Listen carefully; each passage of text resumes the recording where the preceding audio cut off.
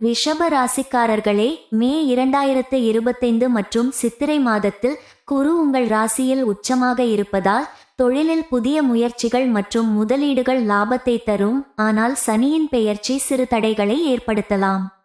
நிதி விஷயங்களில் எதிர்பாராத செலவுகள் தோன்றலாம். செலவுகளை திட்டமிட்டு கையாளவும்.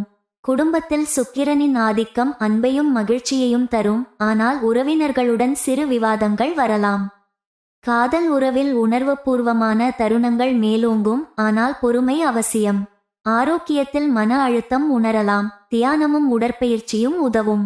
மாணவர்களுக்கு கல்வியில் முன்னேற்றம் இருந்தாலும் கவனச்சிதறல் ஏற்பட வாய்ப்பு உள்ளது. ஆன்மீகத்தில் லட்சுமி வழிபாடு செல்வ வளத்தை பெருக்கும்.